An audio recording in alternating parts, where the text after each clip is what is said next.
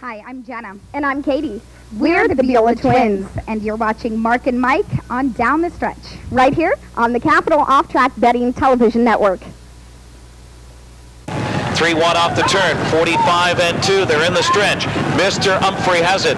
Mr. Humphrey, here comes Chatain unleashed on the outside. John's pick on the inside, and then Devisa to the wire. It's Mr. Humphrey, Chatain on the outside. Chatain for the hill.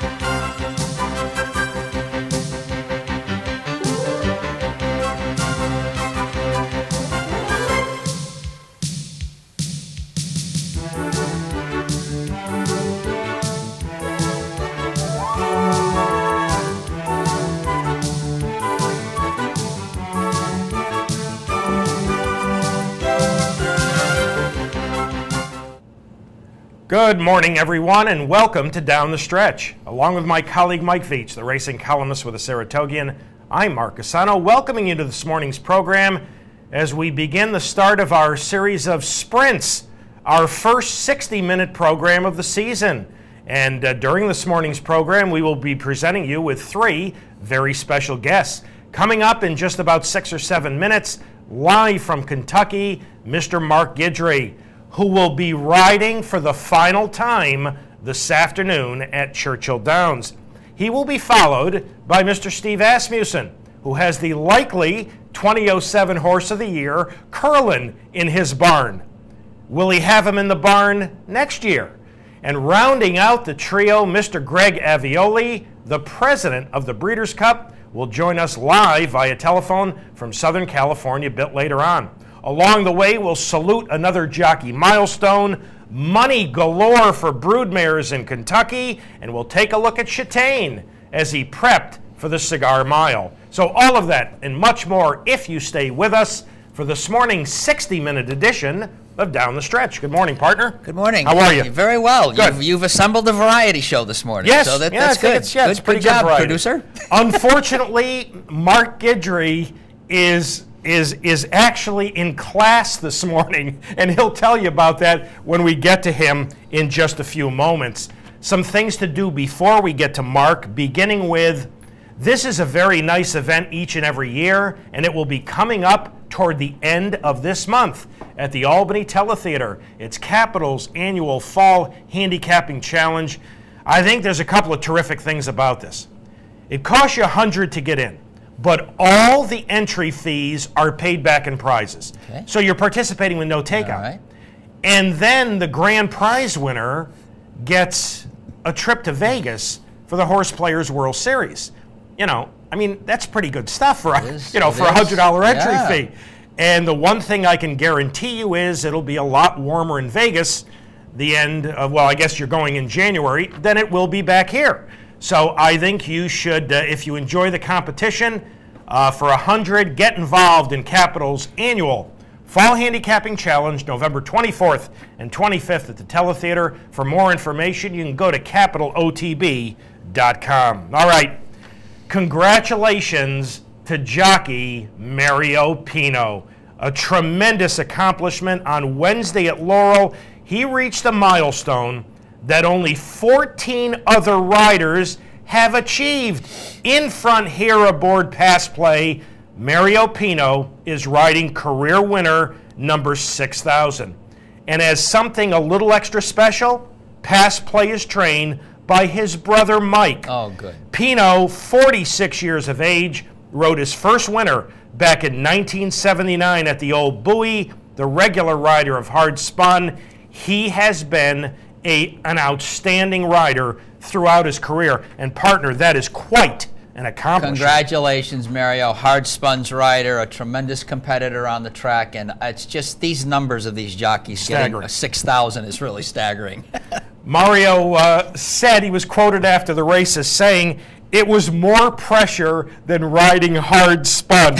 I felt butterflies in the Derby, but nothing like this." So congratulations That's to great. Mario and his family on a tremendous accomplishment. Last Monday at Kurland, broodmare prospect, and I think she was an English champion, Playful Act, brought a world record bid of $10.5 million. Now that number was caused in great part due to the bidding battle between Sheikh Mohammed and Coolmore, the two largest and most financially stable operations in the world. The Sheikh got the daughter of Sadler's Wells, but Michael, what in the world makes Playful Act worth $10.5 million? You know something, Mark? I think she is worth $10.5 million for this record price. You know, she's by Sadler's Wells. That speaks for itself. She herself is a Group 1 winner. She placed in the Group 1 Irish Oaks at 1.5 miles.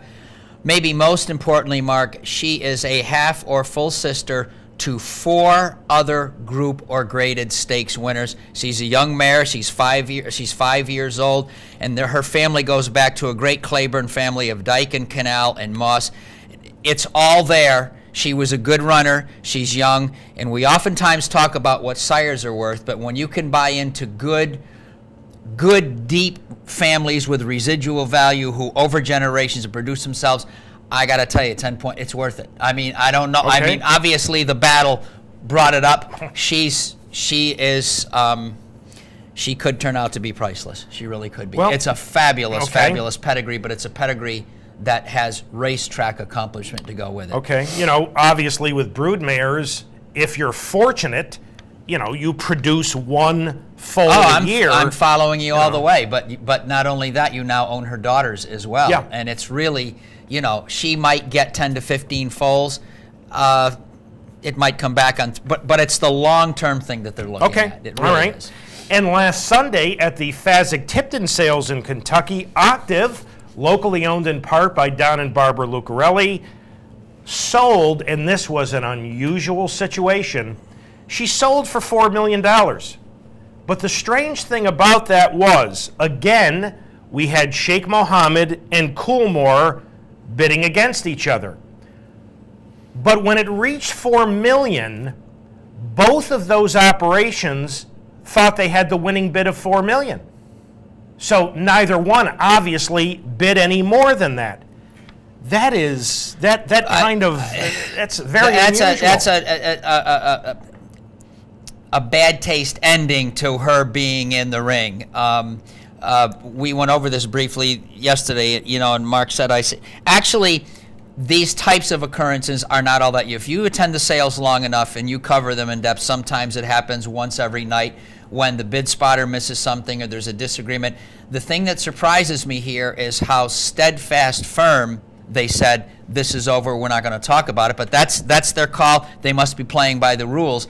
To me, it's not unusual that there's a discrepancy or a problem with a final bid or what we call a final bid, especially in a big arena, okay? But it's, you know, I think I said $3 million last week. She was going 4 and up, I think, the way it was going without question. Well, you know? Yeah, it cost some money. And it just stopped, Cole, because both sides, and it was Coolmore that got it, I believe? No, the Sheikh got it over Coolmore. Okay, all right, okay. I mean, what else is new? When you have unlimited resources, I mean, well, let's face it. I think it could have gone longer. They're trying to buy every stallion prospect and every broodmare prospect that they can, but it cost Don Lucarelli and Jack Wolf, you know, possibly serious money. Yeah. Because these two are bidding against each other. Who knows how high she could have gone? I agree. But $4 million is the final bid. John Ferguson got her, I believe, for the Sheikh, and that means, you know, she could come back and race next year. All right, speaking of racing, let's take a look at the feature race from the week past. Somewhat unusual. We rarely visit the Meadowlands, but we're about to take a look at the William Livingston Stakes. Watch the inside post. Number 2 is Châtain, prepping for the November 24th Cigar Mile. Now, Châtain was forced to miss the Forgo at Saratoga because of ongoing foot problems.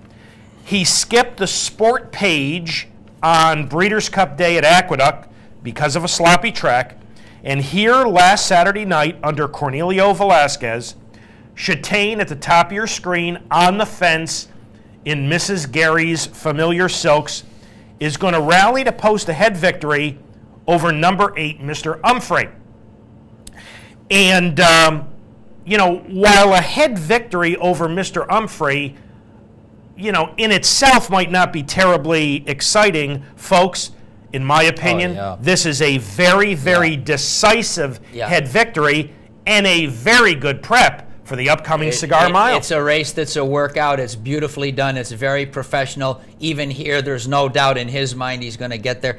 This lends great intrigue to the Cigar Mile. This is a seriously good racehorse. My mental image of him, Mark, is way back in like his 4th or 5th start, him having the lead over in Vasseur in the Don Head. We know this is a good horse. Whether or not this gets him ready for Midnight Newton the Cigar Mile is what we have to deal with as handicappers.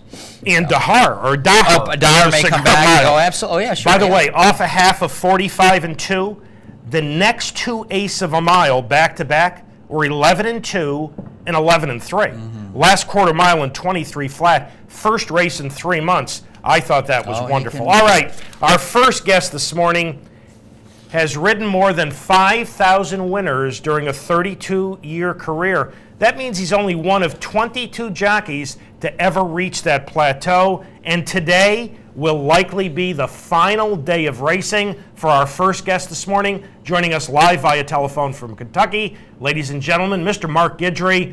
Mark CUSANO and Mike VIETCH welcoming you to Down the Stretch. Well, thank you for having me, gentlemen. Good morning, Mark. Mark, what are your emotions as you approach, as I said, what may very well be your final day of race riding? Well, for the last, since Wednesday, I've been in that steward school, and I haven't really had time to even think about anything else but, you know, paying attention to what's going on here. I guess today, once I leave here at noon and get to the racetrack, and things start happening, probably all kind of a whole lot of emotions are going to come up. So, I mean, I guess time will tell in that situation. Mark, you are talking to us from Steward School. That's going to be your next career endeavor. Talk to our audience about that for a moment, if you would. Well, you know, as you know, the stewards have a lot of responsibility on the racetrack, but it also gives me a way to be able to, you know, to try to help out the younger riders. Maybe if I see you know, a problem arriving or a situation on the racetrack where it could be beneficial for them, for me to maybe talk to them or something, just to give back a little bit into racing that, you know, racing has gave to me. You know, so it's going to be a tough job, but, you know, hopefully we can fill them shoes. Well, I said during your intro that you've ridden more than 5,000 winners during a career that spanned, I think, about 32 years. Mark, talk to our audience about some of your career highlights. Well, I guess my biggest career highlight would be winning the Wolf Award. That has to be way on top of any accomplishment that I did, just because it come from my peers, and you know, and that was great. I mean, very humbling award. The Santa Anita Derby was up there with the best. The Oaks, Lemons Forever, Queen Elizabeth. I mean, there's so many. I don't want to leave anybody out, but I have a lot of fond memories of racing. Well, Mark, we're actually watching the stretch run of the 2006 Kentucky Oaks, and you bring home Lemons Forever at 47-1, the biggest victory of her career, and coming at Churchill Downs had to be very, very special for you. It was. I mean, she was working great up to the race. She was on point, and she ran a spectacular race. She showed her heart and determination that race there for sure. So it was a great feeling and a great moment. Mark, later on this afternoon in the feature at Churchill, you will be riding for Frankie Brothers' Bel Air Beauty in the Mrs. Revere. Boy, did she run big for you last time in the Valley View. Talk about your filly, if you would, for a moment. Well, she did run a huge race the last time out, and then she got packed wide both turns into the stretch. I had to go a little bit wider because the horse altered course in front of me, turning for home, and I was already to the outside, so I had to go out a little bit further. but she accelerated nicely. She won that race pretty easily, pretty handily. So, you know, I talked to Frankie yesterday, and she's on tilt. She's ready to run you know, another good race. So hopefully she can move up forward just a little bit, and so we can get the win. Mark, what do you think as we take a look at Bel Air Beauty here in a ground level shot? And, you know, it really looked like you had quite a bit of filly left at the end. Yes, sir. Like I said, if you notice, I don't want to say it too much, but if you notice, just before the 8 pole, let me see who's on the inside of me. Maybe Raphael Barr ran away. Anyway, I went to a left-hand stick, and as I was going up, he was coming down, and he got my stick away from me. So, I mean, I didn't even have a stick from the 8 pole home. And today, I'm probably won't even, I'm trying not to hit it that much. Maybe she didn't, you know, she really don't like the stick that much. But she did run a beautiful race. Like I said, I mean, she did it with ease. I mean, it was a prick. She was looking around. She wasn't even giving me everything she had. So, you know, hopefully she can, you know, like I said, go on today and pick it up just a notch and get the win. Well, we've got to let you get back to school here, but one final question. Mark, after 32 years, what do you think you're going to miss most about riding and the competition? Well, I think I'm going to miss the people, you know, the people in the jocks room, the people that I see every day. It's basically a family.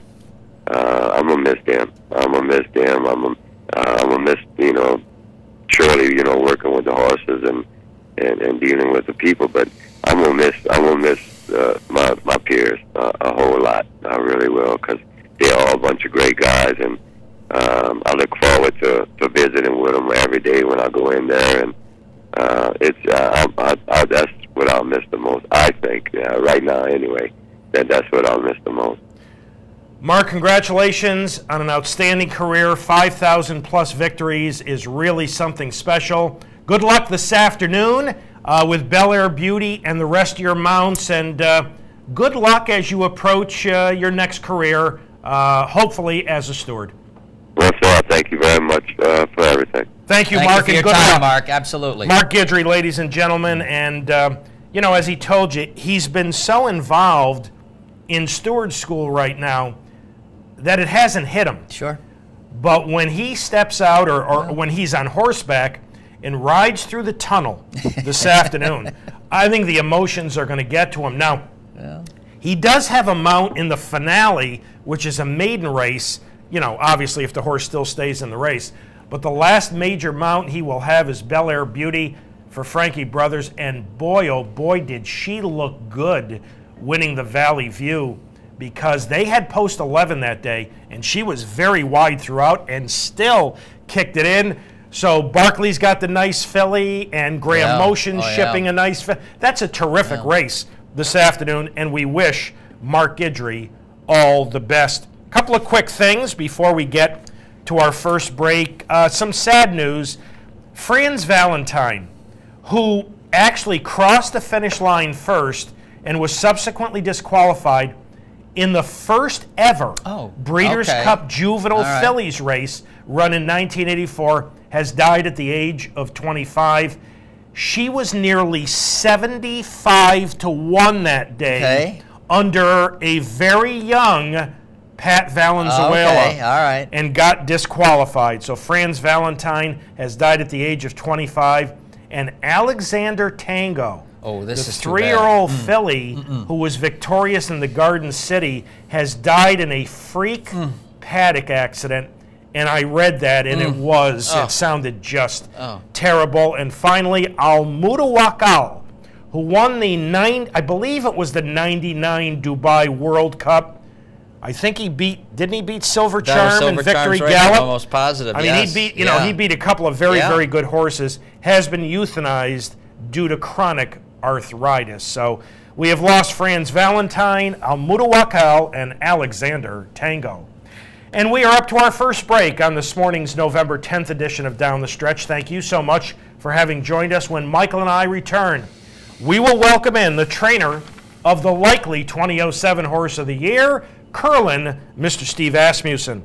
as we go to this break last Saturday at Churchill, the ACAC. And the 7-5 favorite was number 8 Sun King, making what likely would be his final career start. Sun King has earned a lot of money through his career. He's raced against the upper echelon many, many times. But you just don't want to take 7-5 on Sun King because you never know when he's really going to punch it in. Well, somebody punched it in here and turned in a terrific performance.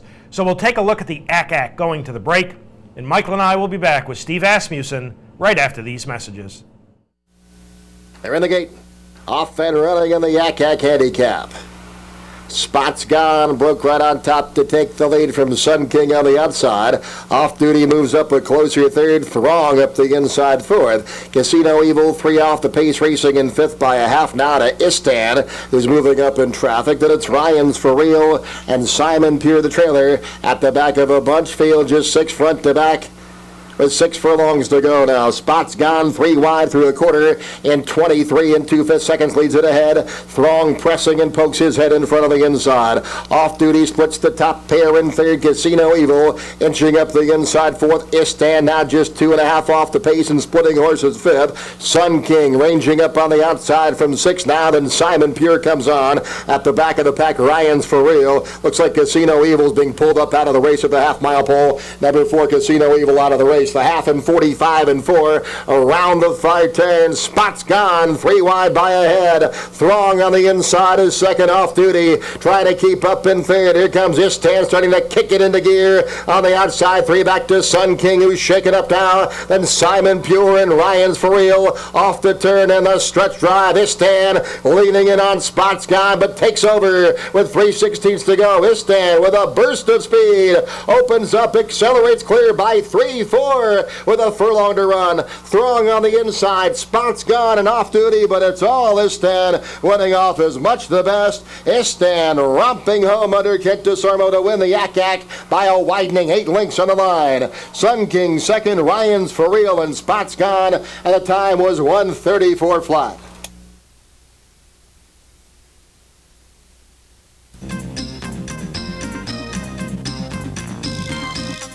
This is the OTB Network.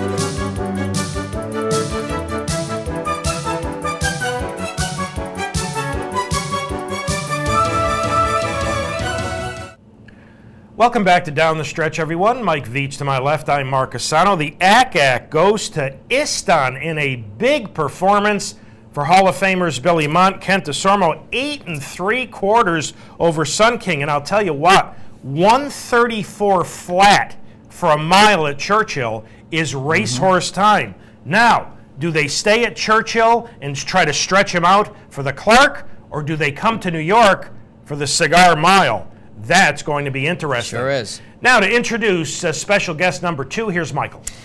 Mark, thank you, and to the audience, it's a real honor this morning to have this guest on this morning.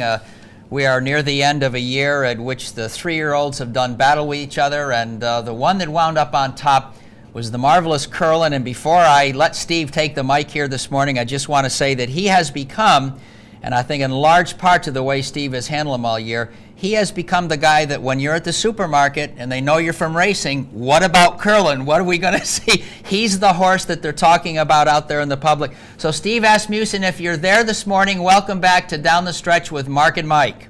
All right, glad to be here. Well, we're glad to have you, Steve, and this is really just a great story this year. But I'm going to take you back, speaking of Kurland, Steve, something that kind of we were all focusing on back during the summer meet. And that is when you came back from the Belmont, Kurland didn't fire in the Haskell, and those of us in the media that was what everyone was talking about. But what was your assessment of the Haskell, Steve? Well, I think that he was flat that day. It was not a horrible performance, but definitely his worst of the year. Steve? I think, when you're looking at the situation, the Classic was his best race of the year, and the Haskell was his worst. I think that there's, factors that lead into all of them, but when it's all said and done, that's just how it shook out. Steve, you kept him at Saratoga through almost all of the month of September. Tell our audience, if you will, up here in New York, there's a lot of Oklahoma training track fans. What did the Oklahoma do for Kurland for those weeks here after the Haskell? I liked how he was doing. The weather was being extremely cooperative. The mornings were ideal. I thought the horse was just very, blossoming physically. Very important development stage of his year. And I just liked the rhythm that he was in and wanted to stay in it as long as we could. Well, Steve, we're going to go to the big event now, the Breeders' Cup Classic at Monmouth Park, and I'll have a couple of questions for you for him as we watch the Classic. And I think the first question is going to be, as the days of Wednesday, Thursday, and Friday of Breeders' Cup week proceeded and the weather was just awful, were you concerned about Kurland and an awfully bad racetrack? I can't even tell you the level of concern about the racetrack as the week unfolded. Had a couple horses run on the Friday previously. Racetrack was just eating them alive, run-down bandages and stuff. They were going straight through to the bottom.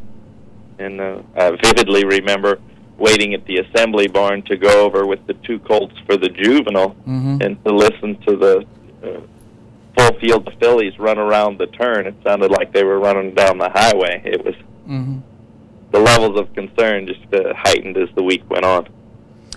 Well, we sure felt that way up here watching it from a distance. We're watching him go into and about to leave the first turn. As you watch this part of the race, though, were you feeling that he was handling things very well? And we're just heading into the backstretch now, Steve. Yeah, when he went under the wire the first time, side by side with Street Sense, a very different feel than when he ran in the Haskell. The first time we ran at Monmouth in the Haskell, when he was under the wire the first time, he was already being ridden along and asked to attempt to hold his position, and you didn't have a great feeling for where he was that day, and it was quite the opposite in the Classic. First time under the wire, hard spunners broke well. Race has got plenty of pace in it, and he was carrying Robbie along. When I say carrying him, he wasn't having to nudge him to hold to stay that close. The horse looked very comfortable. He wasn't fighting the mud, and just that was probably the first time all week I'd let down and actually watched what was happening. Yeah, right. Well, we're watching him turn for home now, and here comes the big engine heading into the straightaway. Steve, earlier in this interview, you said that this was the scene of both his worst and his best performance of the year. I'll ask you, if the week was going without all the concern about track condition, did you think in your mind he was sitting on this effort this day? I definitely think that he was capable of it. I mean, with nothing but respect for everybody all year, I always thought he was the best horse in the Derby, in the Haskell, in the Belmont, Preakness. He was our choice. He would have been our choice if we had anybody to lead over. And his development steadily progressed, and he put it all together when it mattered most. But I understand everybody's feelings, from interviews of them thinking that they had the right horse, because that's how we felt at our camp. Steve, a bit of a sentimental question about him. You know, as you look back over a really, really exciting year with these 3-year-olds that got so much attention, as you look back on him and you work with him this year, if I said to Steve, you know, what is the thing about Kurland that stands out, that means the most to you as of now, what would you say? Well, boy, what a huge question that is. That is, you know, what he's meant to me and everybody involved in the family is separate from who he is as an individual. I think that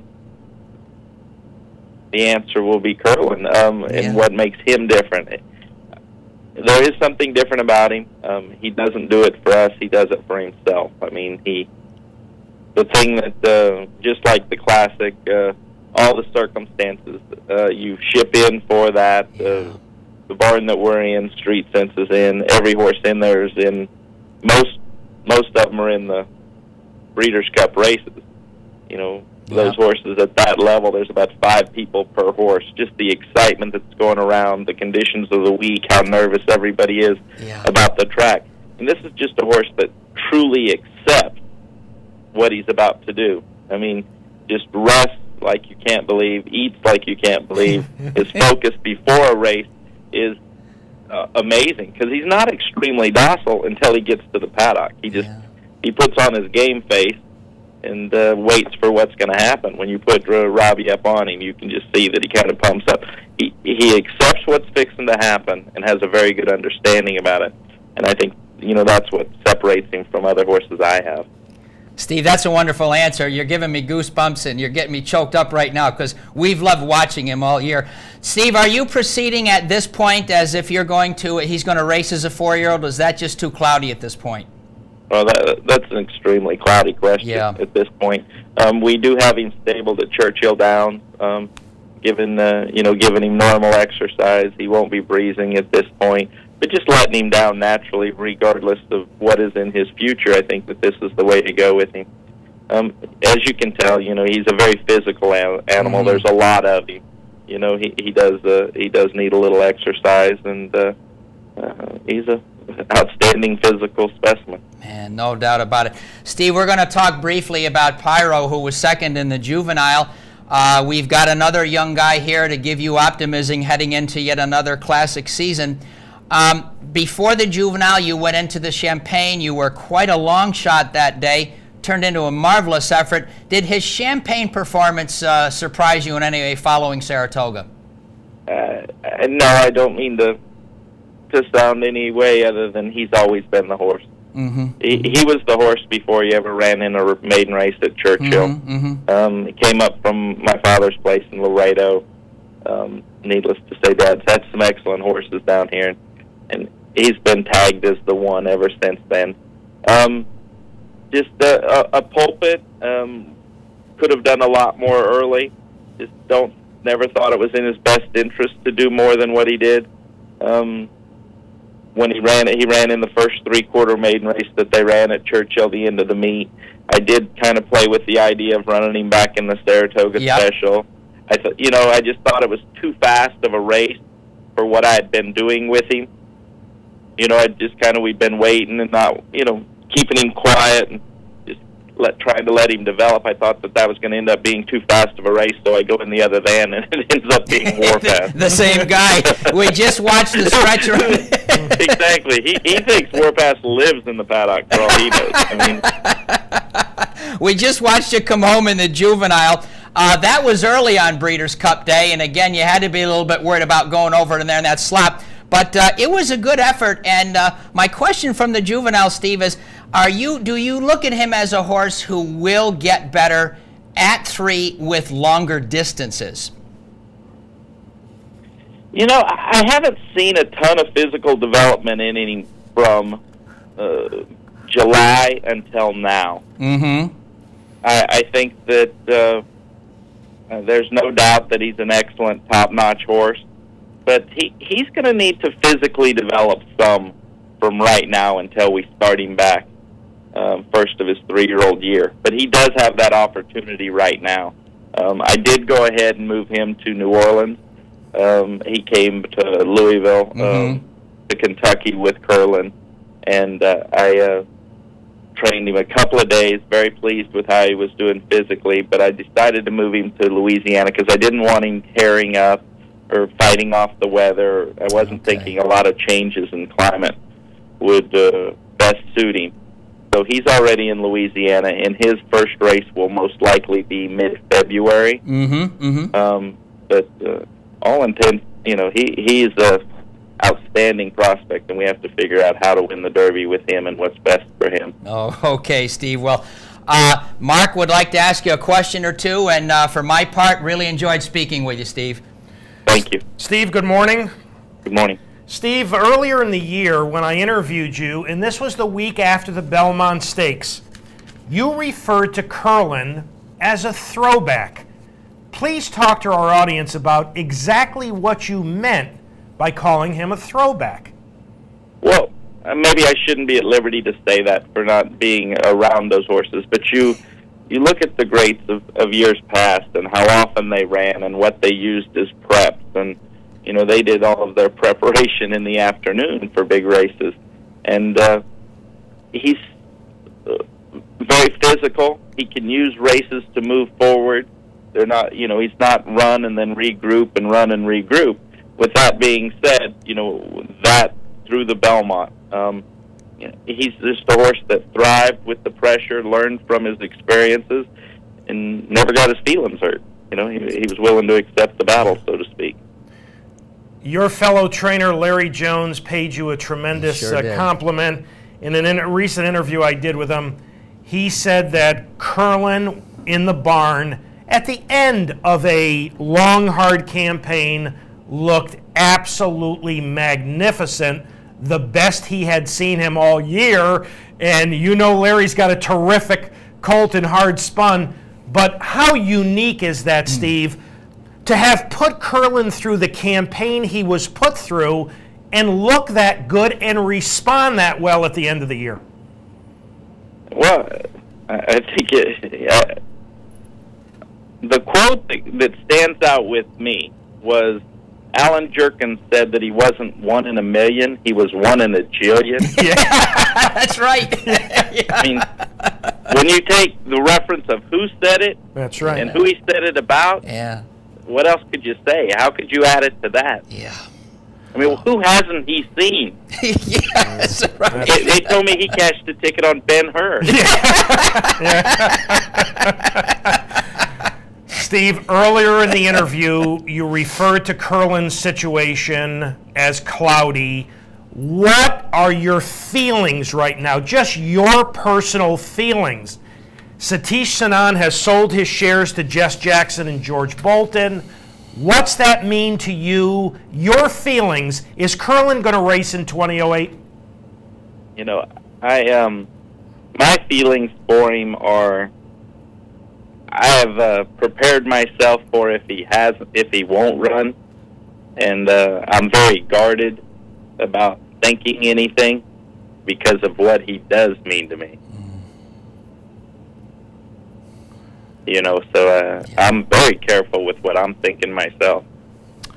Steve, congratulations. Seriously. It was a very special year. I said to the audience on last week's show, I saw Kurland debut on February 3rd for Helen Pitts at Gulfstream, and as impressive as that performance was in a sprint, the thought never crossed my mind that he could be Horse of the Year by year's end. You and your staff did a phenomenal job with him, and we hope to see him back in 2008. That is extremely ironic, and I appreciate that. But to think, when he broke his maiden, Invasur ran on the card. That's right. I mean, we had it there to compare on that day, and to think that it's done. When you look back, what an amazing year he is. But he's an amazing horse, and credit's been given to me, and I appreciate it. But Kurland's the horse, and he got it done. But Scott Blasey, who's managed every one of the hairs on his body, has done a phenomenal job, as well as Carmen Rosas, who gets on him all the time. They deserve all the credit. Well, Steve, congratulations on training the 2007 Horse of the Year. Thanks again for having joined us this morning on Down the Stretch, and we will look forward to our next chat with you.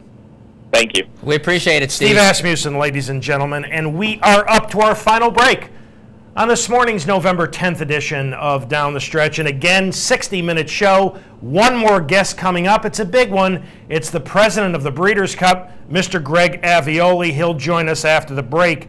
As we go to this break, last Saturday at Santa Anita, the Cal Cup races, we are going to take a look at the Classic, where the 8-5 favorite was the very classy but off-form Lava Man. So we'll take a look at the Cal Cup Classic going to the break, and Greg Alveoli will join us right after these messages. What's that? Away they go, and Lava Man began well, one from the outside, but Cheroot wants the lead, and Cheroot sprinting away on the inside.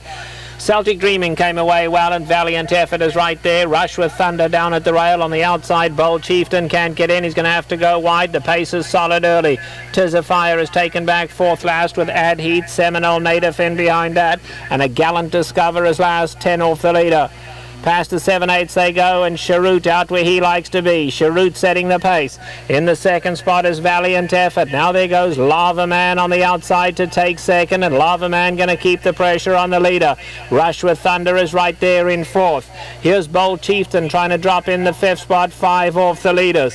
Celtic Dreaming moving up down at the rail. Then comes Ad Heat, been followed by Tis of Fire at the back of the leading group. He's 7 off the leaders. 3 further back comes Seminole Native, and a Gallant Discover is last. A half mile to go now in the Cal Cup Classic, and Cheroot is still the leader. Lava Man is right there second. Valiant Effort in third. On the far side, Tis of Fire. Rush with Thunder's in there as well. Bold Chieftain just behind the leading group, and then we come back to Celtic Dreaming. Coming back to the leaders as they come to the quarter pole, and let's see, Lava Man has the lead, but he's having to be ridden along. So Lava Man is the one to catch now, but he's not doing it easily. He has the advantage. On the outside, Bold Chieftain comes to take him on. Lava Man trying once more to dig deep and find more. Celtic Dreaming coming home. Great game in the centre. Lava Man cannot find. Bold Chieftain strikes the front. Celtic Dreaming running on late. Seminole Native down the centre, but it's Bold Chieftain in full flight for the wire, and Bold Chieftain and Russell Bays have won the California Cup Classic. Celtic Dreaming was second, Photo for third, Seminole Native and a Gallant Discover.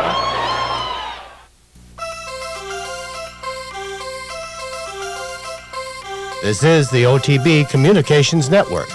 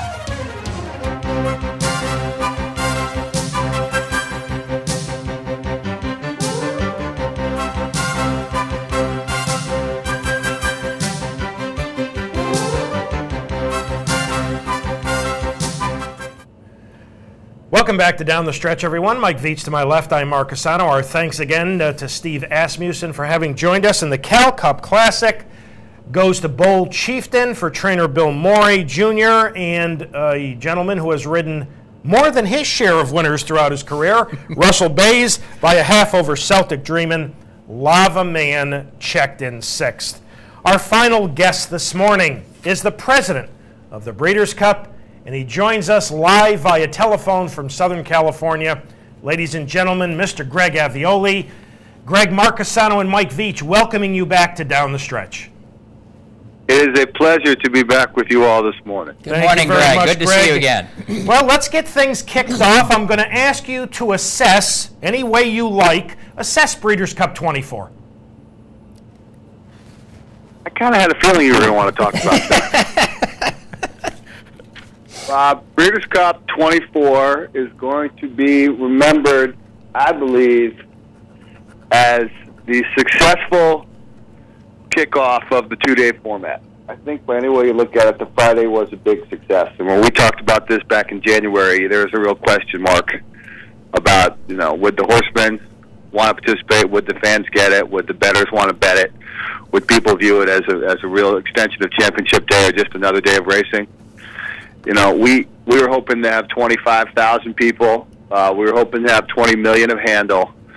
We were hoping to have good fields. And despite 50-degree temperatures and pouring rain all day, we had 27,000 in attendance. We had handle of over 30 million. And I think everyone was very pleased with the fields. The juvenile turf, for example, had 23 pre-entries, 7 of whom were from Europe. So I think that's the first thing it's going to be remembered for. The second thing is pretty obvious. It's going to be remembered as the Breeders' Cup where it rained. Remarkably, in 14 years, going to events in the Midwest or the Northeast in late October, early November, it's the first time we ever essentially got poured on. And I think we realize how that impacts the customer experience, how that impacts the racing, and particularly with the handle down 18% from last year, how it impacts the betting. So that would be my assessment. Greg, let's speak about the handle for just a moment. Do you feel it was the terrible conditions, or were there other factors involved? Well, there were some other factors involved. Having only 8 horses in the turf and 9 in the Classic, which I think results largely from some owners and trainers not wanting to go up against one of the deepest fields we've had in a long time in the Classic, and Dylan Thomas scaring off a few in the turf. But I think we had smaller fields throughout the day. We had 6 scratches after entry, which we've never had. And as you all know, when you get take a look at the Classic field, you could have wheeled any horse you liked on top of all and the $1 try for $56. Now you can't do that when you have 12 horses. And I think that's ultimately what happened, is a combination of the weather and smaller fields, led to the decrease in handle. Greg, overall, how do you think Monmouth handled it? I think Monmouth did a great job. The saddest part about the weekend for me is that the preparations were in place with the facilities that they brought in with this amazing company, HOK, with the plans that had been made with the traffic and everything the state had done to upgrade the facility. The infrastructure was there for 55,000 people on Saturday and probably 40,000 on Friday, and could have been truly amazing results, I think, for everyone if the weather had cooperated. My good friend Bobby Kalina, who spent 3 or 4 years of his life just on this, who's the general manager down there, they really attended to most every detail, and so it was disappointing for them that the weather had such a negative impact on attendance particularly. Greg, there's been some discussion that the 2007 Breeders' Cup at Monmouth will mark the end of Breeders' Cups at smaller venues. Discuss that, if you would, please. Well, I think that might be some person's opinion. When you look at the total handle numbers, the total wagering and simulcasting that we had from Monmouth is remarkably similar to what we had in Chicago and in Texas, which were all three of them are between 150 and 120 million dollars.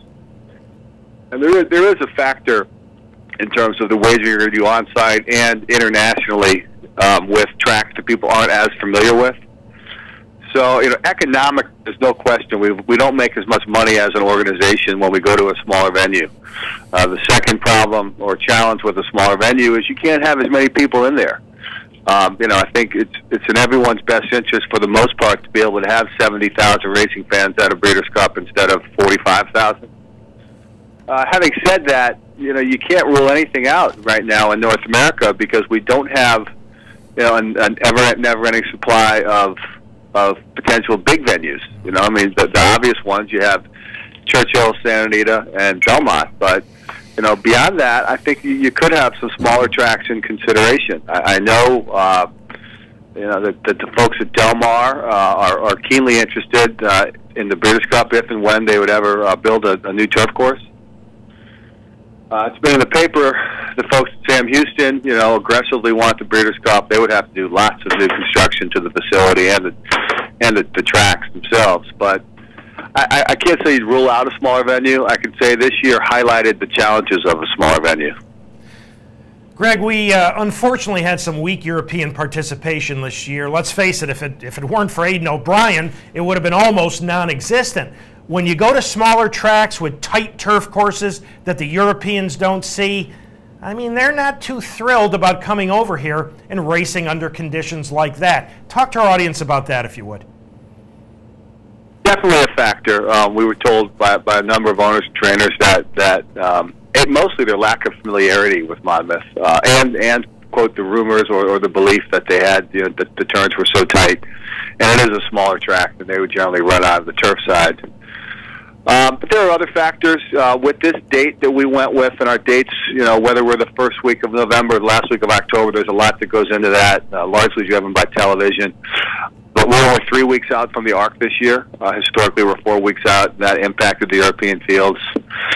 You had a lot of injuries, late-season injuries in Europe this year, maybe a little bit more than usual, and some retirements. But, you got to call a spade a spade. I was not pleased on the part of our staff with the number of horses that we actually were able to get from Europe. I think with the purchases we're putting out, we need to have stronger participation than we had this year.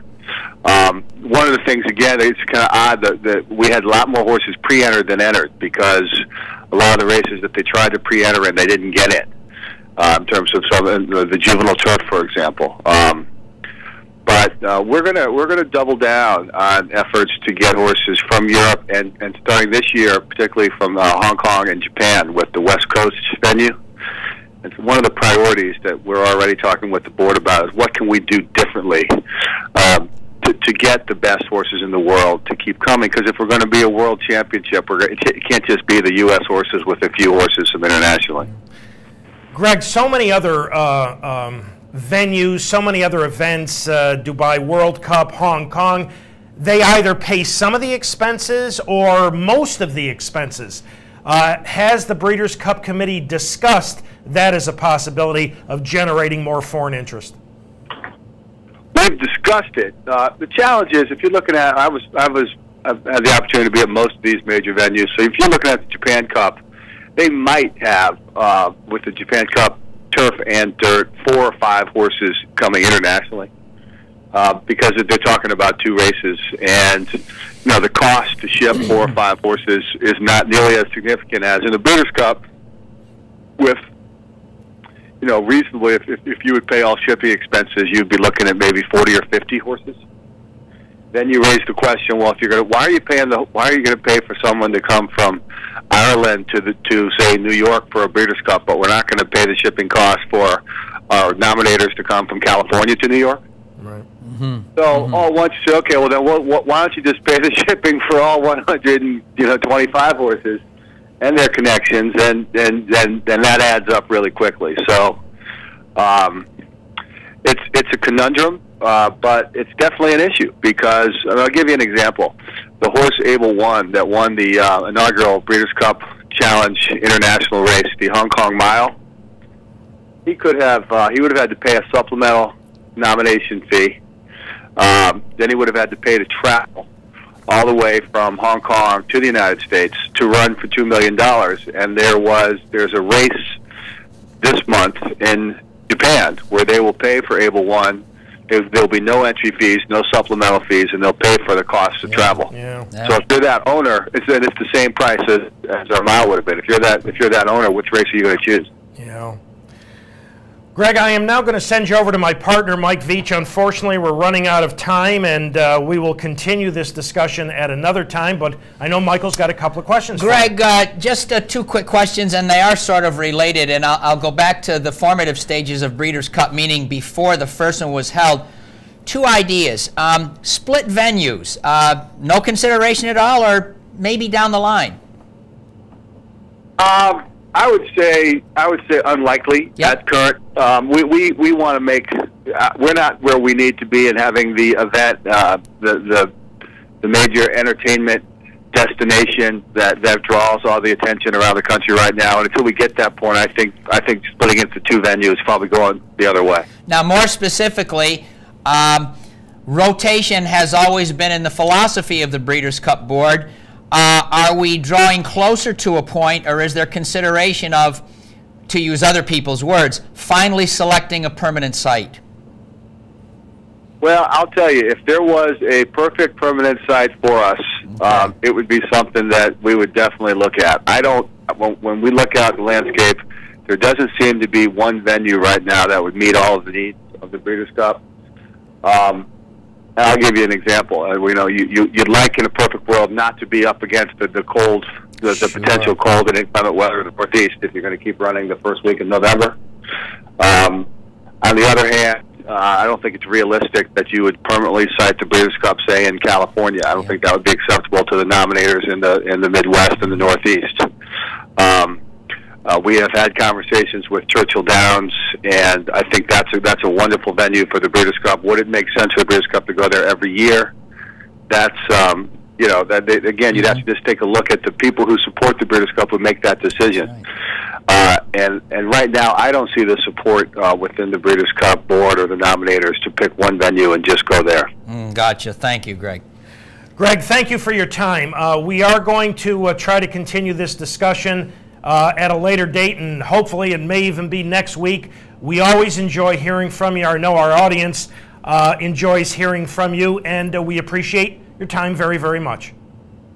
Thank you, man. I appreciate you having me on, and it's 75 here in Southern California, which would be very close to the weather we expect next year for the 25th running. Well, unfortunately, here in upstate New York, Greg, we won't be seeing 75 for about 6 more months. So enjoy it very much, and thanks so much for having joined us this morning on Down the Stretch. All right. Bye-bye. Thank you, Take Greg. care, Greg. Greg Alveoli, the Breeders' Cup president. And ladies and gentlemen, if we can, because we've got your questions via emails for Greg, I had a half a dozen more questions with a 60-minute program. Unfortunately, we just ran out of time. We're going to try to get him back on for you, and hopefully that will be coming up next week. For those of you who would like to correspond with us here at Down the Stretch, here are the ways in which you can do that. Through the United States Postal Service, Down the Stretch, Mark and Mike, Capital District OTB, 510 Smith, Schenectady, 12305, or electronically at viewermail at capitalotb.com. Time to thank all the folks who helped get this week's show on the air. Pete Persico directed it, Pat Peretin, Dan Hayes, and Kurt Flick, and our associate producer, Julie Hoxie. And special thanks to this morning's guests, Greg Alveoli, Steve Asmussen, and Mark Guidry. Partner, have a good weekend. You too. Folks, as always, thank you so much for having joined us this morning. Enjoy all the wonderful racing action from coast to coast here at Capital. Have a wonderful weekend and a terrific upcoming week. And Michael and I will see you next week.